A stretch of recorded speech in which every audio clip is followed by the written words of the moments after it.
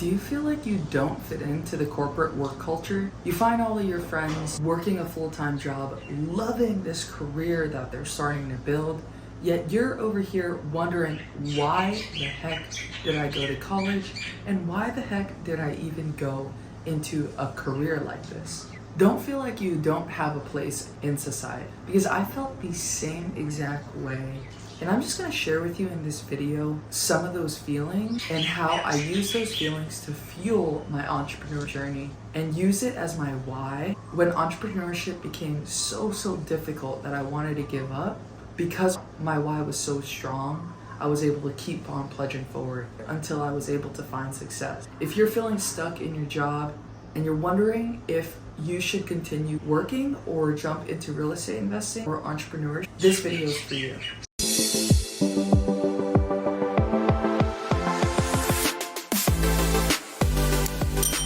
Aloha guys, my name is Stacey Johnson. If you've never been here before, my mission on this channel is to help you find your first deal in real estate investing and get paid. That way you can live a full life to live and travel as you please. And if you are looking to get coached in real estate investing specifically, make sure you go to the link in the description below, sign up for a free strategy call with me. I want to be your one-on-one accountability coach that will teach you how to find your first deal and get paid. Now, like I said, in this video, I'm going to be just talking about why I honestly am literally the worst employee. And if you're feeling that way, how you can use that to fuel your entrepreneurship journey. So a little bit about my story. I'm born and raised in Hawaii, and when I graduated high school, I went to Southern California to study for mechanical engineering. And man, I kind of did this engineering degree because I just knew it was practical. I knew that I didn't want to be an engineer forever. I actually wanted to be a lawyer. But even that career field I discovered was definitely not going to be for me. But as I went into college, I knew I was going there to just get some kind of practical degree. That way I could be in a successful career and then figure out along the way what I actually wanted to do. And so after college, I ended up going into construction management. This is because I realized during college that I could not sit at a desk for a very long time. If I was gonna have to be at a computer coding and doing engineering softwares, it was gonna be miserable for me.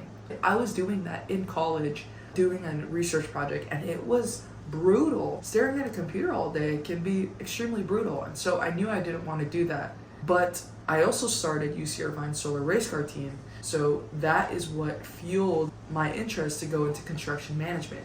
Because I realized after hiring 50 undergraduate engineers that I was really good at managing the team, not necessarily good at actually doing the work, but I understood the engineering part in order to know what to assign these engineers. And so going into construction management, I was able to be on the field and be in the office and manage people on the field, making sure that they installed all of the building to plan and per spec. And guys, during this job, I realized that I was the worst employee ever. These guys, it was a pretty demanding job. We were working about 60 to 80 hours a week, and it was brutal. You were out in the sun, there were late nights, and you were on your feet all day, walking around, running to the office, going back into the field, and it was a constant grind. And so whenever these bosses that I had would chew us out, really, because remember, this is construction. There's no filter, there's no rules, HR is not on the field.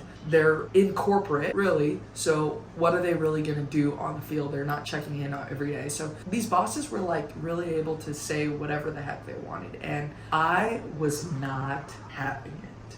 There was this one time, I remember specifically, that it was a long day. I've been there since 3 o'clock in the morning. I had volunteered to be that person that had to come there at 3 o'clock in the morning, but the agreement was that I was going to leave at noon. And that particular day, our boss was chewing us out to the core. Me and my team, I think we left maybe a door open or we left some material in the hallway or something. And it's an airport, so you can't be doing that. There's passengers coming in and out. And so this guy was so pissed, and I just remember him chewing me out. And I remember we were in the sun, so I'm wearing these shaded glasses so he can't see what my eyes are. And I purposely took my eyeglasses off, look at him in the eye, and I straight up tell him, do not talk to me like that. If you're gonna talk to me like that, I am not going to listen to anything you have to say.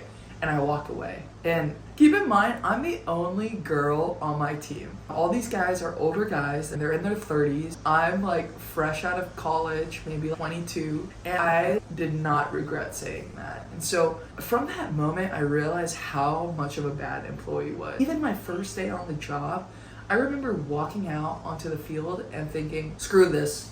I'm gonna own this building one day. I'm not gonna stay here forever. I'm gonna learn as much as I can and I'm out. I'm gonna go start my own business in real estate. And so I tell this story because if you're feeling like you're not that good of an employee, you can't listen to authority, you don't wanna be reporting to somebody every day and having to put in these long hours that are brutal. My bosses were all divorced, miserable. They had money, but they were divorced, miserable, and bald. And I knew that if I was going to stay in that job, I was going to become the same thing, and I was not having it.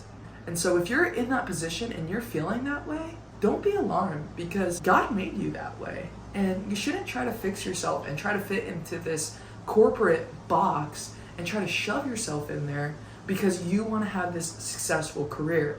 Because there are so many other ways that you can make money. It doesn't even have to be through real estate. So if you're feeling that way, I'm going to show you how you can use that fuel to fuel your real estate or entrepreneurship journey. So in that, I knew that I could not be an employee. I could not work for someone else. I wanted to be able to have the freedom to travel, to live the life I wanted to do, not go to work if I didn't want to one day. If I wanted to take a mental health day, I could take it. And so I really used the toxic environment there as why I wanted to get into real estate. I wanted to be able to have a family one day. I wanted to be able to do things on my own terms, build a family that I would actually be present for. These guys were all getting divorced because they weren't present for their wives, they weren't present for their families, and I was not trying to be just another one of those guys. So I used that fuel to really put my head down and start flipping houses on the side. Flipping houses is not ever a part-time thing. Really, even though I was working 60 to 80 hours a week, I was spending my whole weekend and my nights just trying to get into this real estate investing thing, because this toxic employee life, I was just not having it. And so all of that anger and that fuel, I used it to motivate me to really be successful in this business. And really what that looked like was I would work these 60 to 80 hours, and then on the weekends, I would get an Airbnb in a different city for one night, and I would pick all these different sub-markets around where I was living, because the place where I was living in LA was just too expensive. And so I would go drive out anywhere between 2 and 4 hours and stay out there for the weekend and just drive every single mobile home park, because I was investing in mobile homes at the time, and try to find deals. I was door knocking, cold calling, and just knocking doors, driving all the neighborhoods, trying to find a property to flip. And eventually I did, guys. And guess what? I ended up losing $30,000 on that first flip. You can imagine how devastated I was. But remember, my why was so strong that I did not give up. And my second flip, I ended up making a 20% return. Before I even got started looking for deals, I told myself, look, if I have 30K right now and I'm gonna use all this money to try to get into real estate investing, because I can't stay in this job forever. And if I end up losing all my money, I'm gonna call this my masters of real estate, because I know I can only learn by doing. I can't learn just by staring at a computer or watching somebody else do it. I need to go do it myself so that I can learn along the way and figure out what lessons I need to learn. And boy, I did learn a lot of lessons. But before I got started, I told myself that if I lose all my money, I'm gonna keep on going. And did I think I was gonna lose all my money? No, but I did. And because I knew I was such a bad employee, I kept on pushing, kept on going. And today I've been able to flip and wholesale over 10 properties in the last 4 years. In a pretty competitive market, Southern California and Hawaii, someplace like where I'm moving to, Utah, Ohio, all these other places are volume states. So 10 deals is not a lot because you're not making a lot of profit. But in someplace like Southern California and Hawaii, 10 deals can make you a significant profit. And so I really use that fear of having to stay in that job to fuel my success. So I'm gonna leave you guys with this. If you guys are in that position and you're feeling defeated in your full-time job, don't give up. Try to find a passion. Try to find what path is going to give you what you're looking for. If you're looking for freedom, you probably use real estate as a path. If you're looking for purpose and you love cooking for people, maybe you want to start a food truck, maybe you want to start a restaurant. Find your passion, figure out your strong why, and use that why to pursue your dreams. Thanks for watching, guys. If you found any value, make sure you like this video and subscribe for more videos dropping every Tuesday and Friday at 1 p.m. HST. When you like this video, it really helps me get this out to more people, so I super appreciate it. Aloha, and see you on the next video. Shoots!